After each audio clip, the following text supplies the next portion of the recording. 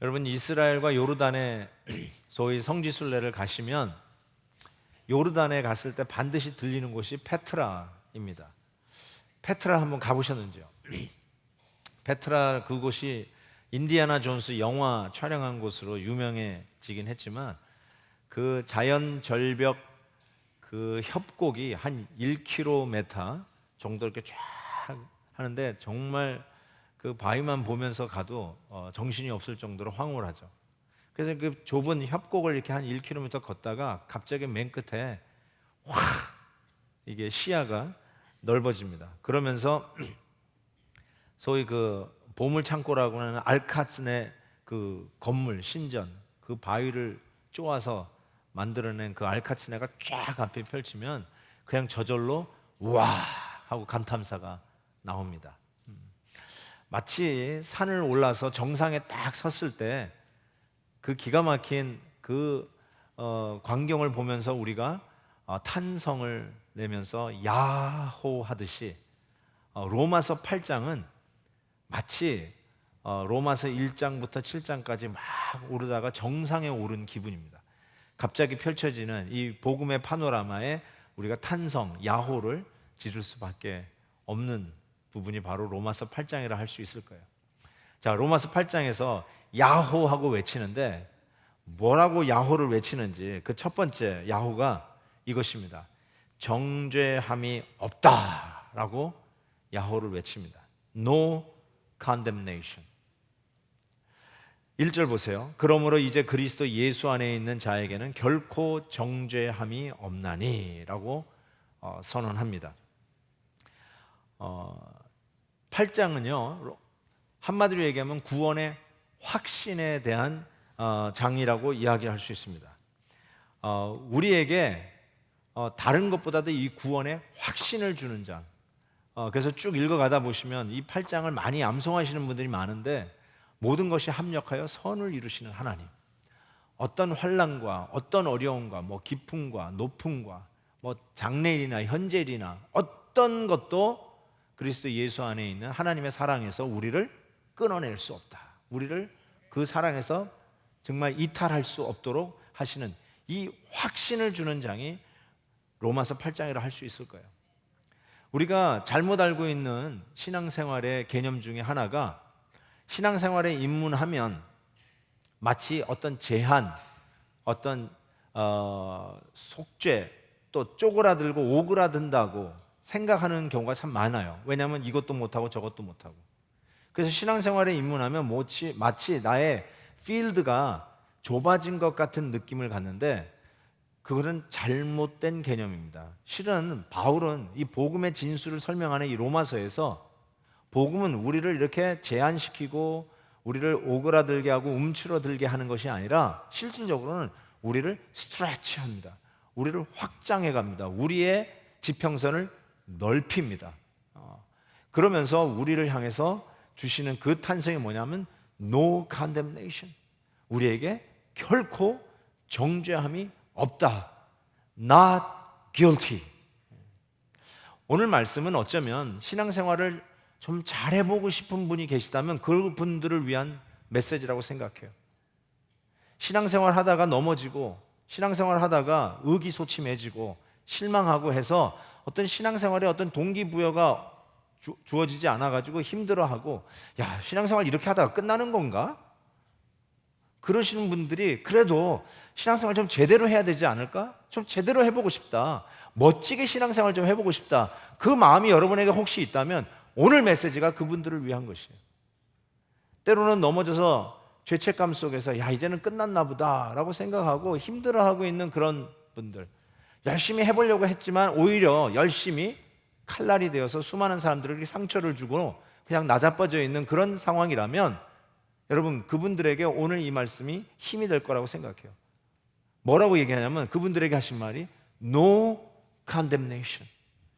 누구든지 그리스도 예수 안에 있는 자에게는 결코 never 정죄함이 없다라고 이 로마서 8장 정상에서 크게 외치는 것입니다. 두 번째 외치는 야호가 있습니다. 뭐라고 얘기하냐면 하나님의 영, 성령 안에서 자유함, 해방됨을 외치는 것입니다. 2절에 이렇게 외치죠. 이는 그리스도 예수 안에 있는 생명의 성령의 법이 죄와 사망의 법에서 너를 해방하였습니다. 1절에 나와 있는 우리가 그리스도 안에서 결코 정죄함이 없다는 것이 에비던스라면 2절은 그 에비던스, 그 증거 때문에 어쩔 수 없이 흘러나오는, 자연적으로 흘러나오는 결과 혹은 증세, 심텀이라고 할 수 있어요. 플루에 걸리면 열이 나고 또 머리가 아픈 심텀이 있듯이 우리가 그리스도 안에서 결코 정죄함이 없다. No condemnation, no guilty. verdict이 얘기할 때 I am not guilty 하고 이 verdict이 내려진 no condemnation anymore. 이게 분명하다면 거기에서 나오는 자연스러운 심텀이 뭐냐? liberation, 해방이에요. 해방, 자유함이에요. liberation. 그리스도 안에 있는 자에게 결단코 정죄함이 없고 그 증상으로 우리가 마땅히 누려야 할 심텀, 누려야 할 현상이 뭐냐? 자유로움이에요. 자유로움. 속박이 아니에요. 웅크러들음이 아니에요. 제한이 아니에요. 이것도 못해 저것도 못해 하고 모든 손발을 잘라내는 게 아니라 It's a liberation. It sets you free. 자유함이에요. 근데 여러분 이 표현을 잘 보세요. 뭐라고 얘기냐면 이 정죄함이 없는 이 필드에 성령이 개입하세요. 성령이 뛰어들어와서 우리에게 하시는 말이 생명의 성령의 콜앤콧 법이 우리를 죄와 사망의 콜앤콧 법에서 해방하였다고 그랬어요. 그냥 성령이 우리를 죄에서 자유케 했다라고 평이하게 설명해도 될 것 같은데 생명의 성령의 법이 죄와 사망의 법에서 우리를 해방했다고 조금 어렵게 표현한 것 같다는 생각이 들어요. 어떤 분들 이렇게 뭐 신문 기사나 또 말을 할 때 보면 쉽게 할 수 있는 말을 굉장히 어렵게 하는 분들을 가끔 만납니다. 변이와 뉴 웨이브의 이가 포착되는 사회적 현상 속에서 이 이념의 스펙트럼이 지금 다양하게 펼쳐지고 있는 추이를 알게 되었습니다. 도대체 무슨 말을 하는지 그냥 바뀌었다라고 얘기하면 되는데 어렵게 표현하는 사람들이 있단 말이에요. 그런데 꼭 오늘 이 말씀이 그런 것 같이 느껴지는데 실은 그게 아니에요. 사도 바울이 이 복음의 진수를 설명하면서 일부러 트위스트하거나 일부러 지적으로 학적으로 복잡하게 표현하려고 하는 게 아니라 실은 7장에 복음을 설명해서 이미 썼던 말이기 때문에 분명히 하기 위해서 다시 이 법이라는 단어를 다시 쓰고 있어요. 로마서 7장에 보면 우리가 육신에 있을 때 율법으로 말미암아 죄의 정욕이 우리 지체 중에 역사하여 우리로 사망을 위하여 열매를 맺게 하였더니 이제는 우리가 얽매였던 것에 대하여 죽었으므로 율법에서 벗어났으니 이러므로 우리가 영의 새로운 것으로 섬길 것이요 율법 조문에 묵은 것으로 아니할지니라. 여러분 율법은 여기서 뭘 얘기하냐면 우리를 정죄하고 우리가 죄 있다 밝히고 실은 그러해서 우리에게 condemnation, 저주합니다. 심판을 하게 돼 있어요. 그게 율법의 기능이에요. 율법을 주신 이유는 우리가 죄 지은 죄인이라는 걸 깨닫게 하기 위해서 주셨어요. 기억나시죠? 주차장에 사인판 No fishing. 그렇죠. 그걸 보고 우리가 하지 못할 일을 했다는 걸 깨닫게 되는 거예요. 그리고 또 하나 율법의 부작용이라면 부작용이라 할 수 있어요. 선한 것이지만 좋은 것이지만 부작용이라는 것 들여다보지 마시오. 기억나세요? 들여다보고 싶은 거예요. 죄 짓지 마시오 했더니 죄를 오히려 더 짓고 싶은 이런 부추기고 죄를 선동하는 이런 작용을 하는 게 율법이에요. 결국은 율법이 우리를 끌고 가는 거는 condemnation, 저주요 심판이요 결국 궁극적으로 죽음으로 끌고 갈 수밖에 없다는 거예요. 그게 율법이 우리에게 하는 일이라고 할 수 있어요. 그런데 새로운 법, 새로운 율법이 생겼어요. 그래서 이제는 율법이 아니라 다른 법이 생겼다는 것을 설명하기 위해서 이제는 어떤 법이 생겼느냐? 생명의 성령의 법이 우리를 올가매고 우리를 죄인 취급하고 우리를 저주하고 우리를 결국 죽음으로 끌고 가고 오히려 죄를 선동하고 있는 사망의 죄의 법에서, 그 법에서 우리를 liberated, 해방시키셨다라고 설명하고 있는 것입니다. 여러분, 이 설명이 신약에 와서야 가능한 얘기가 아니에요. 이미 구약에서부터 설명하고 있어요. 예레미야에 보면 그날 후에 내가 이스라엘 집과 맺은 언약은 이러하니, 보세요, 내가 나의 법을 그들의 속에 두며 그들의 마음에 기록한다, 이렇게 돼 있어요. 율법은 돌에다가 새긴 거라면 지금 이미 구약에서도 이 법을 마음에 새긴 법이 있다라고 설명하고 있습니다. 또 에스겔에서는 더 분명하게 얘기합니다. 새 영을, 성령이죠, 새 영을 너희 속에 두고 새 마음을 너희에게 주되 너희 육신에서 굳은 마음을 제거하고 부드러운 마음을 줄 것이며 또 내 영을, 성령을 너희 속에 두어 너희로 내 율례를 행하게 하리니 너희가 내 규례를 지켜 행할지라. 새 영이 우리에게 오셔서 새 마음에 그 율례를 두어서 그 율법을 지키게 하시는 새로운 법을 이야기하고 있어요.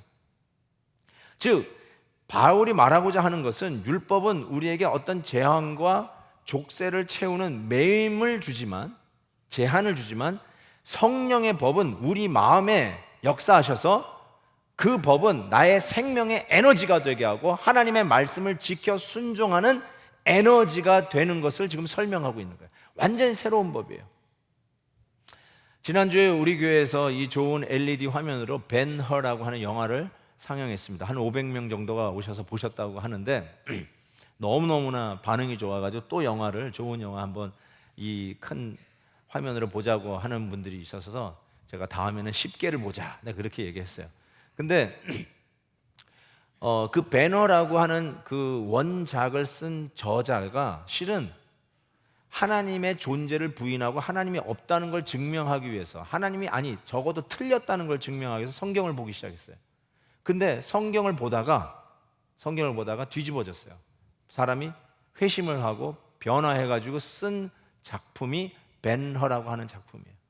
실은 하나님을 부인하고 하나님을 미워하고 아니 싫어하고 증오하다가 오히려 하나님을 좋아하게 된 거예요. 이게 무슨 현상이냐면 마음에 하나님의 법이, 성령이 우리 마음에 들어와서 하나님의 법을 쓴 현상이에요.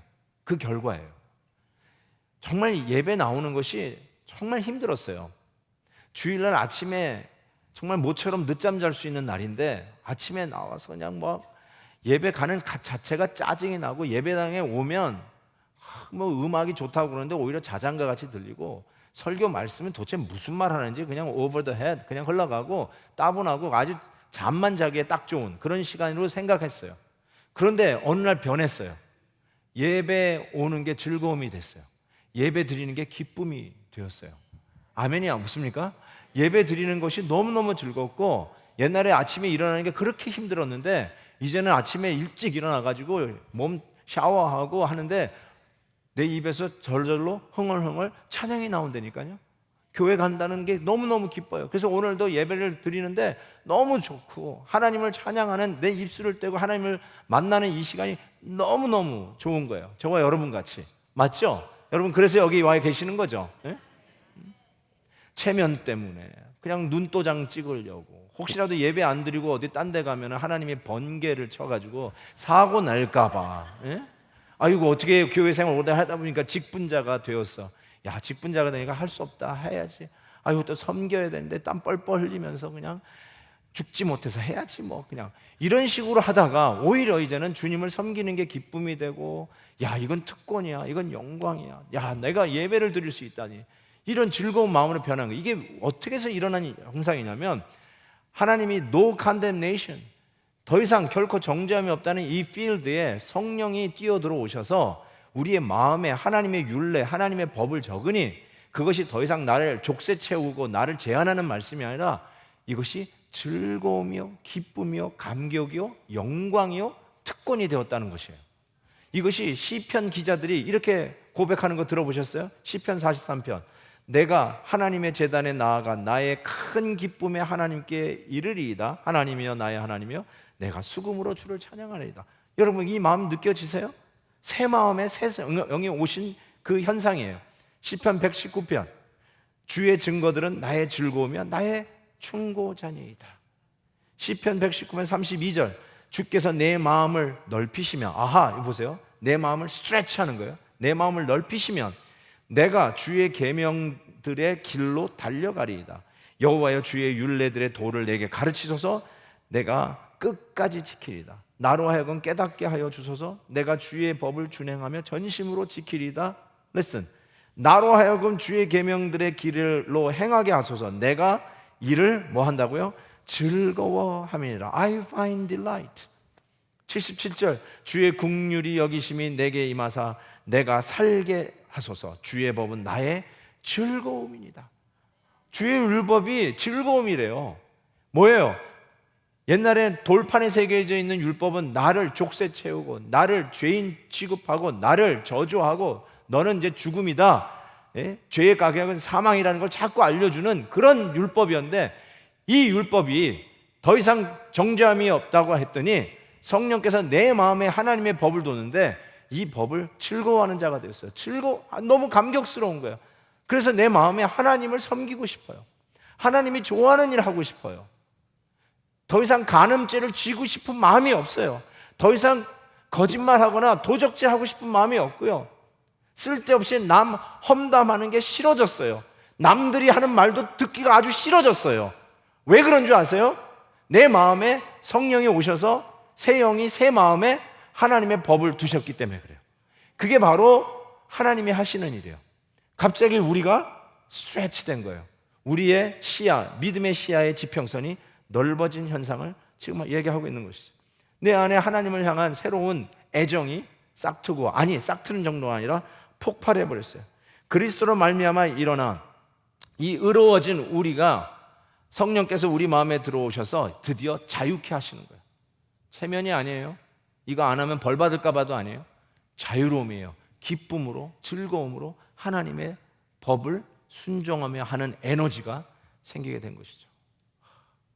여러분, 이렇게 정죄함이 없다, 성령의 법이 죄와 사망의 법에서 우리를 liberation, 해방시킨 이 외침이 어떻게 가능한가? 세 번째로 이 정상에서의 야호는 이거예요. 정죄 없음과 해방의 근거는 무엇인가? 그리스도의 성육신 때문입니다. 그리스도의 성육신이 어떻게 나오냐고요? 잘 보세요. 3절 4절 율법이 육신으로 말미암아 연약하게 할 수 없는 그것, 율법이 할 수 없는 그것입니다. 하나님은 하시나니 곧 죄로 말미암아 자기 아들을, 여기 보세요, 죄 있는 육신의 모양으로 보내어 육신의 죄를 정하사. He condemns sin in the flesh. 육신을 따르지 않고 그 영을 따라 행하는 우리에게 율법의 요구가 이루어지게 하려 하십니다. 여기 보세요. 죄 있는 육신의 모양으로 우리에게 오신 성육신, 예수 그리스도의 성육신에 대해서 이야기하고 있습니다. 율법이 할 수 없는 그것이 뭘까요? 정죄함이 없는 것, not guilty, no condemnation. 이거 율법이 할 수 있는 일이 아니에요. 율법은 항상 condemnation, 계속 정죄하죠. 넌 나쁜 놈이야, 넌 죄인이야, 넌 모자라는 놈이야, 넌 못 미치는 놈이야, 넌 할 수 없어, 넌 불가능해. 이게 율법이 계속 하는 얘기잖아요. 근데 율법이 할 수 없는 것, no condemnation. 그리고 율법이 할 수 없는 또 하나의 것, 자유, 해방, liberation. 교통법규를 티켓 물까봐 지키는 거죠.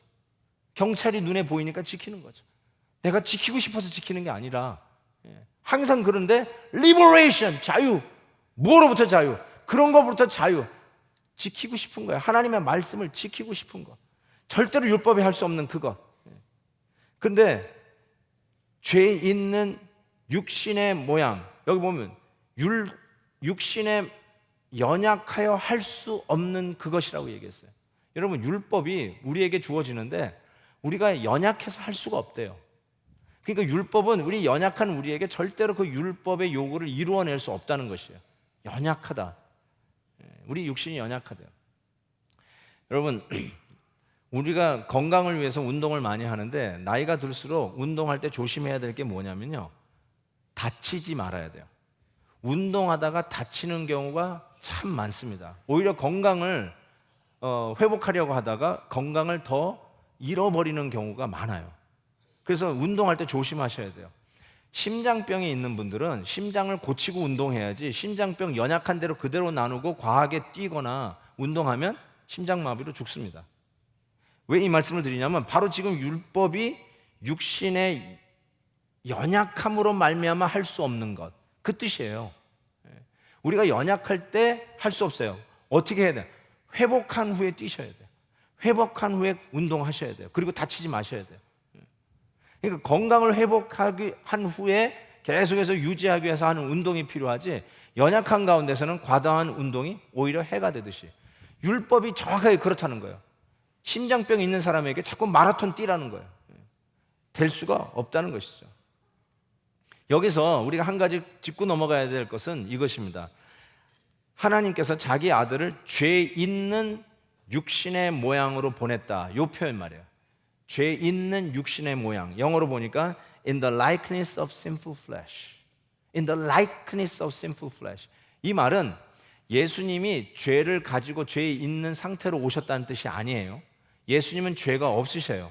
죄를 모르시는 분이라고 성경은 이야기합니다. 근데 모양으로 in the likeness of sinful flesh, 그 모양으로 오셨다. 그 말이 뭐냐면 죄는 없으시고 죄도 모르시는 분이지만 죄로 인해서 일어나는 모든 현상들은 다 이해하시고 경험하시고 체휼하신 분이라는 뜻이에요. in the likeness. 아주 이게 기가 막힌 표현입니다. 죄로 일어나는 모든 현상들, 예를 들면 외로움, 답답함, 불통, 연약함, 질병, 투병 생활의 괴로움, 사람과 사람이 이해하지 못하고 등지는 것, 가정의 균열, 직장 생활에서의 따분함, 갱년기, 뭐 수많은 거 여러분 얘기할 수 있을 거예요. 그 죄악의 그 모양들 말이에요. 그 죄악의 현상들, 죄인들이 다 겪는 거. 우리 주님은 죄는 없으시는데 in the likeness of sinful flesh, 그 모양으로 오셔서 그 죄의 모든 현상들을 다 체휼하고 이해하고 체험하신 분.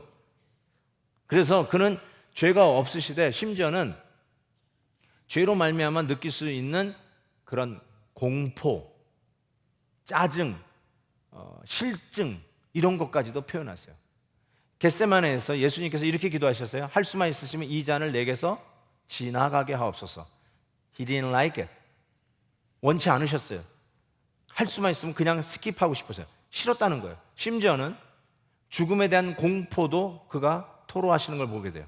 나의 하나님, 십자가에서 나의 하나님 어찌하여 나를 버리시나이까. 죄가 없으신 그분이 죄의 모든 현상들 in the likeness of sinful flesh, 이 육신의 연약한 그 죄의 모양으로 오셨다라는 것입니다. 그래서 우리에게 뭐예요? 정죄함이 없고, 그래서 성령께서 그 정죄함이 없는 우리 마음에 들어오셔서 자유를 선포하시는 것이죠.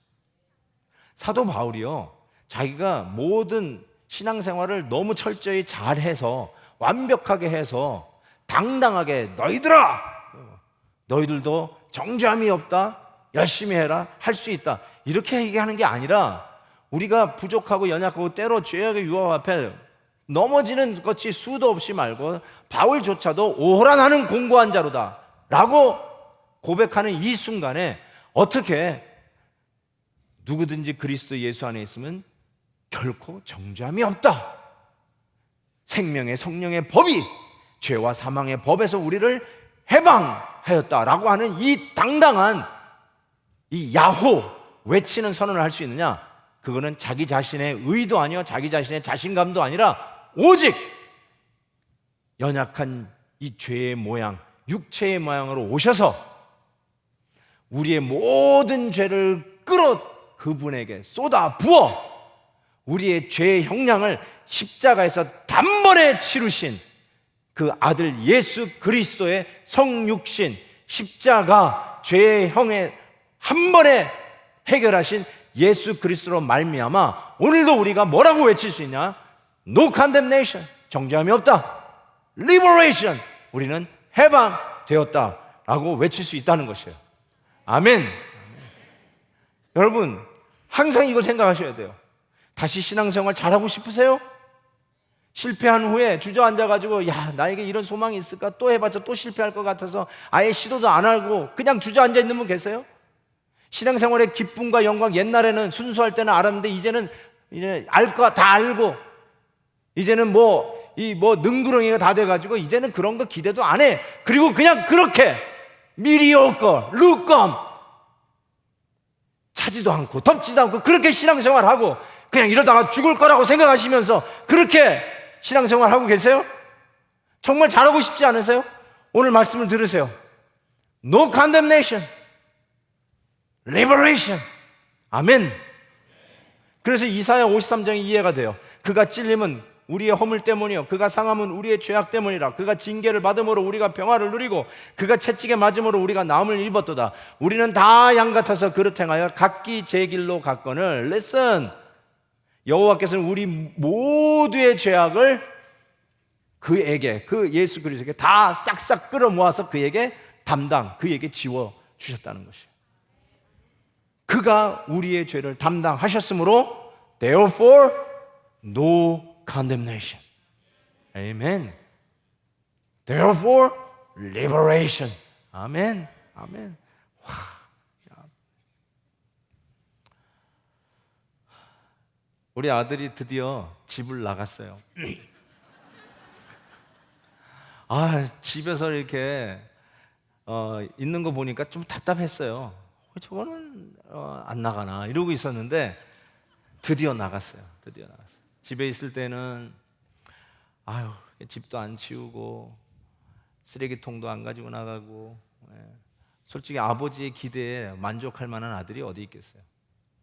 근데 이제 직장이 저 파사디나 쪽에 직장이 있으니까 이 얼바인에서 커뮤트하는 게 만만치 않아서 결국은 이제 파사디나 그쪽으로 이사를 나갔어요.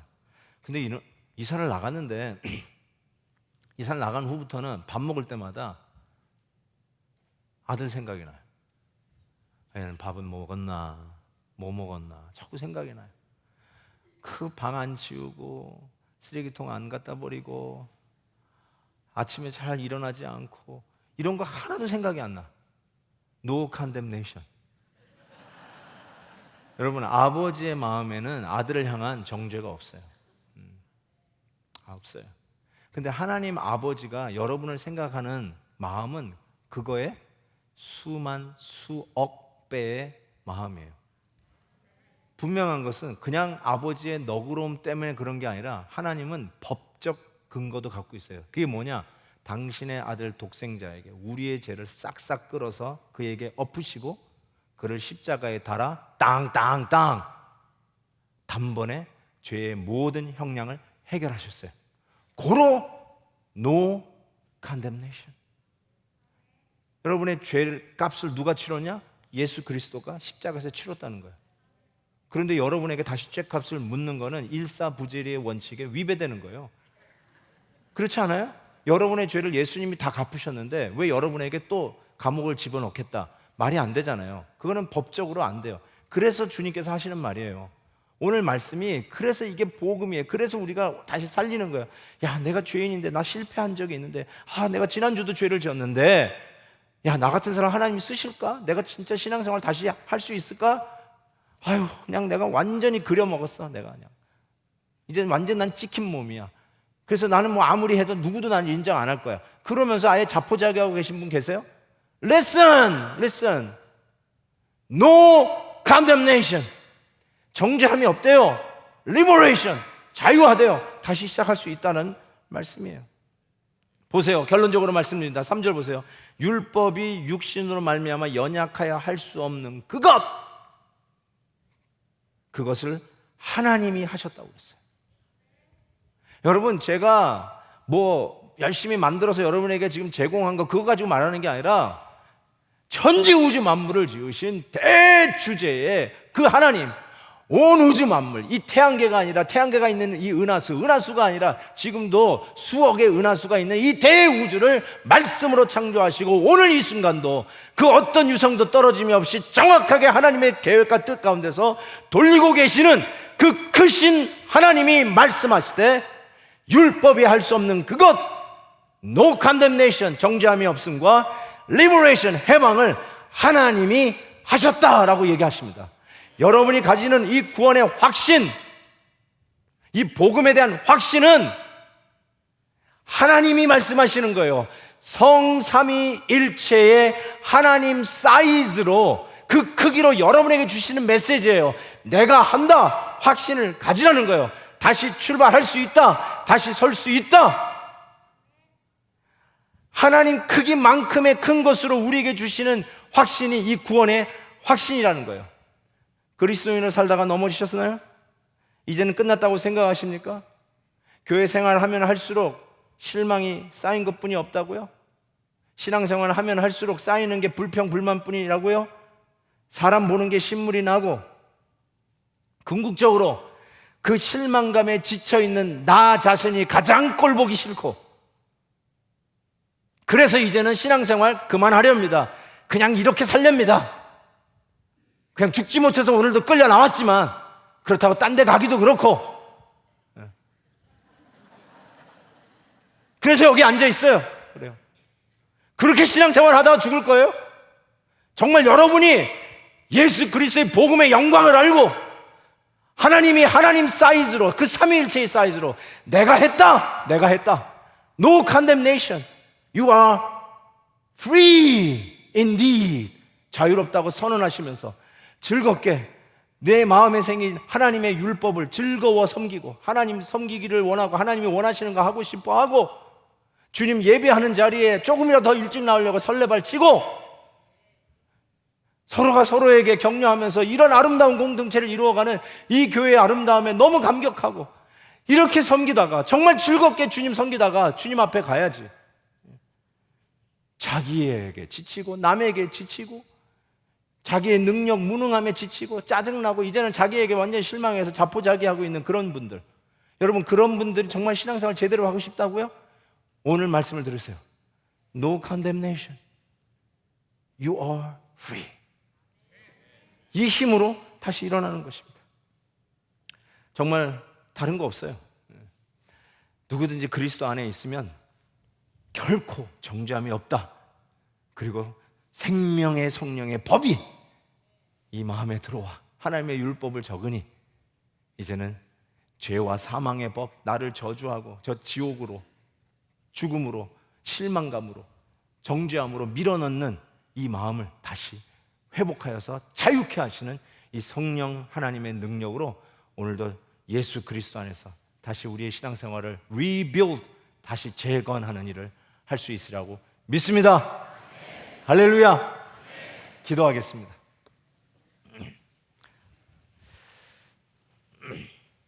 오늘 하나님 앞에 정말 다시 한번 결단하십시다. 율법이 할 수 없는 그것 하나님이 하셨습니다. 그 하나님이 하신 말씀 붙들고 일어서십시오. 자포자기 하지 마세요. 그냥 그러고 있지 마세요. 다시 주님의 복음의 능력 붙잡고 일어서실 수 있습니다. 하나님이 하십니다. 하나님이 붙잡아 주십니다.